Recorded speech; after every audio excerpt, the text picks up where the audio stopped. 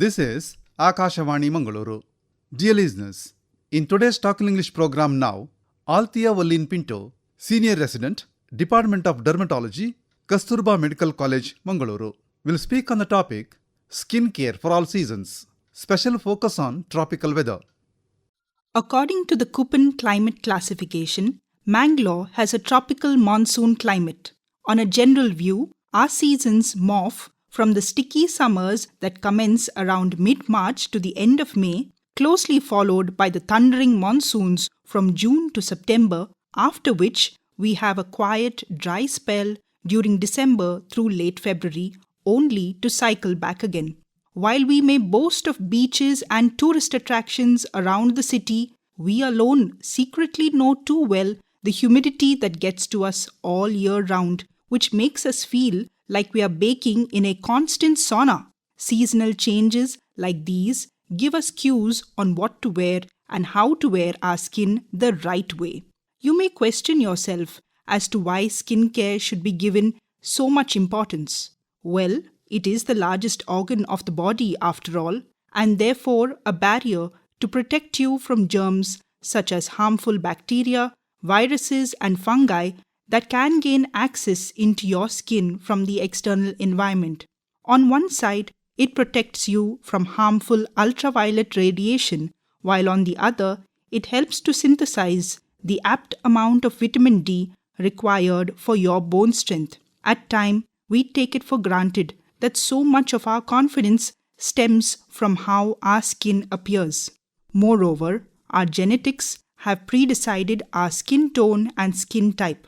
Skin tone refers to its complexion, and in our coastal belt, most of us fall in the ranges of a Fitzpatrick classification from 3 to 5. This means that most of us will tan when we step out into the sun for extended periods of time.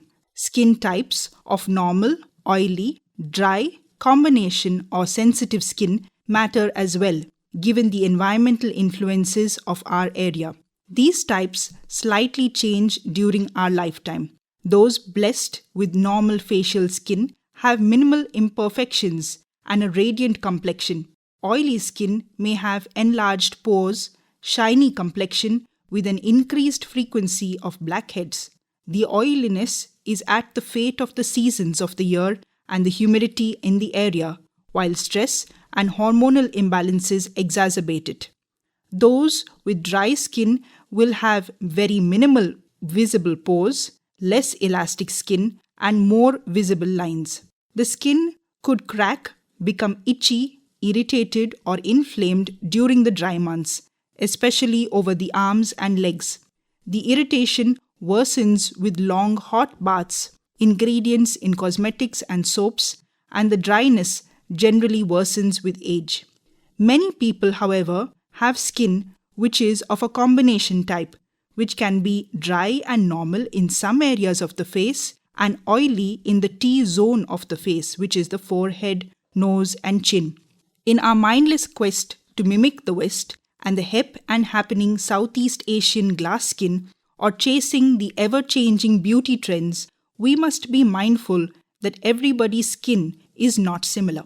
Living in a tropical climate presents unique challenges for skincare due to the hot and muggy conditions of increased sun exposure. These are excessive sweating, acne and breakouts, sun tanning and sun damage, and heat rashes during the peak summer months. While these are our own plight to bear, a few skin conditions may be transferable from person to person, like bacterial and fungal infections. Though present world over, the presence of a humid, sultry environment contributes to its growth and persistence. We will now move into skin care during each of our tropical seasons and what to watch out for. Summers are sweaty.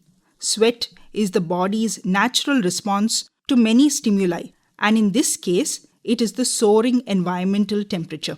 Sweat is naturally odorless, but it is the resistant normal bacteria in the underarms or private area that degrades this secreted sweat and dead skin cells, leading to a malodor. The harsh summers also heralds malaria, also known as prickly heat, which is caused by the blockage of sweat glands and their ducts. They form itchy, reddish bumps on the abdomen and back, especially on areas where clothes rub onto the skin, and is worsened on perspiration. Cool baths at least twice a day, gentle exfoliation of the underarms with soap and water during the baths, use of lightweight, breathable clothes during the day, and usage of an asbestos-free talcum powder will keep you comfortable. This is the season to bring out your cotton and linen wear. Tight-fitting polyester, nylon and denim, and fitting clothes like leggings or jeggings will only cause you more discomfort. The combination of sweat, humidity, and oil production on our face can clog pores, causing acne, which gets exacerbated in the summers.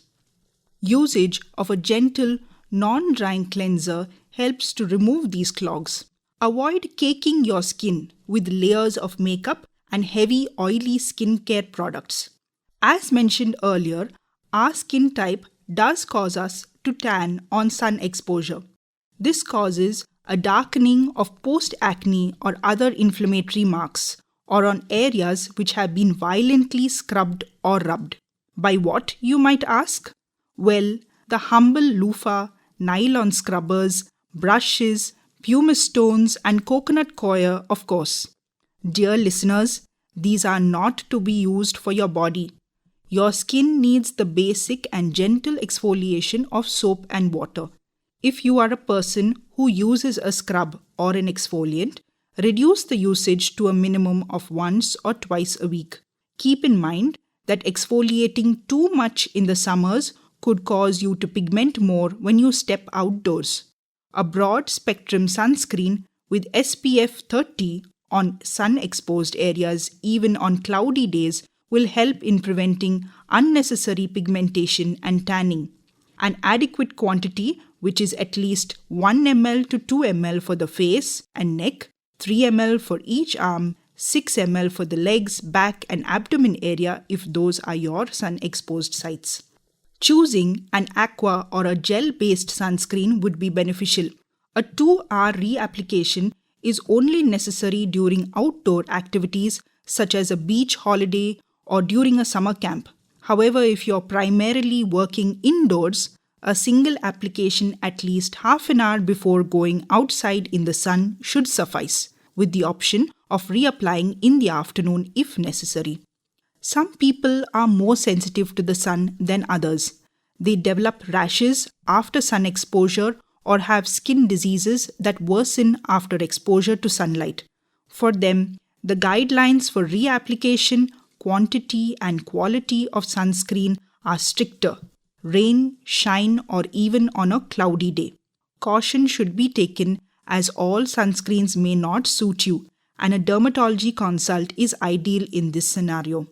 These expensive sun saviors stand no chance without the usage of protective clothing, wide-brimmed hats or caps, and sunglasses when stepping outdoors.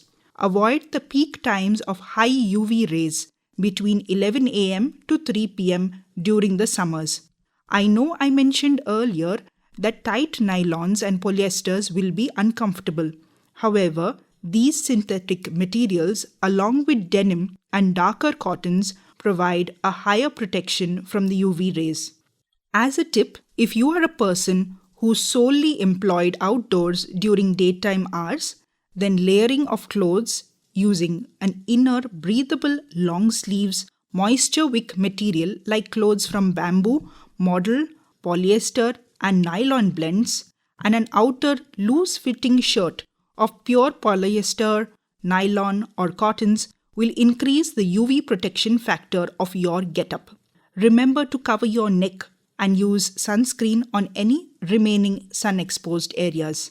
Darker clothes are better at sun protection than the lighter ones, and over time, after multiple washes and wearing out of fabrics, they may not retain the sun protection to the best of their ability. Sweating and reusing wet clothes increases your chance of miliaria and decreases the sun protection abilities of your clothes. So a change of clothing during the day will help you keep comfortable along with a midday shower. Staying hydrated and drinking plenty of water, at least 2 to 3 liters, is important in the summers. An exception is for those with other medical issues of the heart and kidneys who may have to be on a limited water regimen. The humidity in the summer months also increases the incidence of fungal infections. Some mild ones, colloquially called as sibbu or siba, also known as Pityriasis versicolor, is caused by a harmless resident fungus that overcolonizes during the summers. Other fungi of the communicable type, like tinea, are a complete menace to society. Presenting with excessively itchy oval rashes, they remain persistent due to humidity and application of over-the-counter steroids and their combinations. To prevent this, it is advisable to have a bath twice daily and to avoid sharing towels, clothes, bathing buckets and mugs among family members. Clothes must be washed separately, soaked in hot water of about 65 degrees Celsius for at least 30 minutes, washed and then sun-dried. Additionally, ironing clothes may rid the fungus sooner. It is again stressed that light cotton clothing would be more beneficial as the thicker clothes may pose some difficulty when washing out and may remain damp on the seams even after air drying. We love it when the monsoons approach. The respite from the scorching heat is always welcome, but there is one who loves it more than us, the same tinea that I mentioned earlier. As there is limited sunlight to dry the garments, make sure they dry thoroughly beneath a running fan. Re-wearing wet clothes or improperly dried ones leads to a persistence in the fungus. The humidity in the monsoons is at the peak, and re-wearing wet clothes only leads to more discomfort and itching.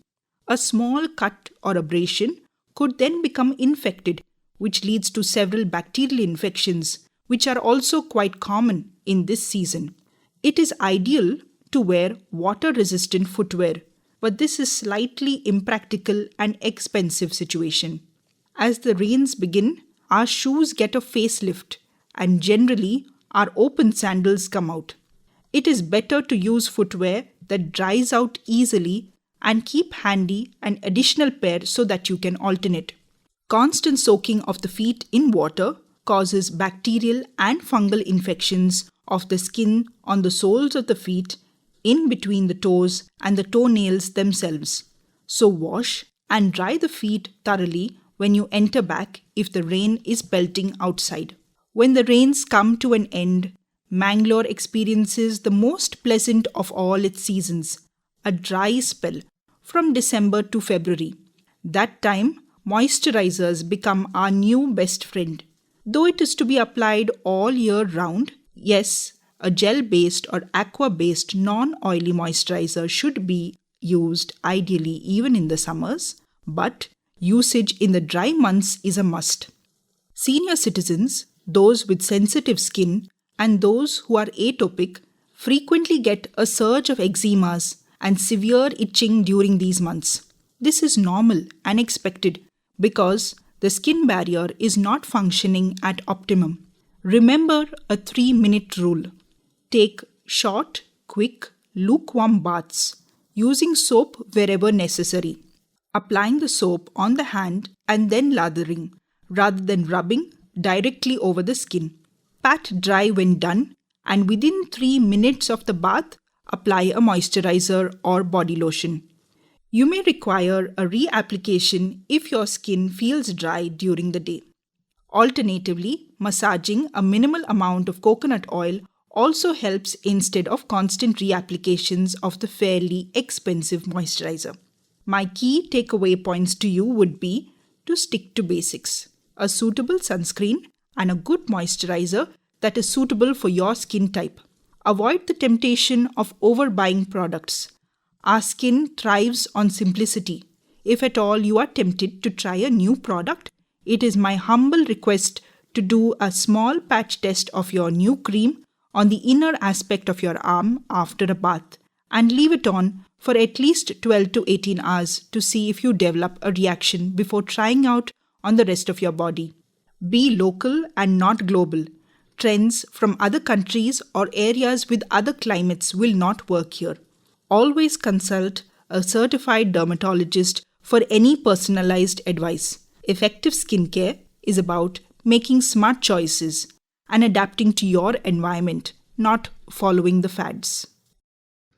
Dear listeners, you have just heard Althea Valeen Pinto speaking on the topic Skin Care for All Seasons, special focus on tropical weather. This program came to you from the studios of Akashavani Mangalore.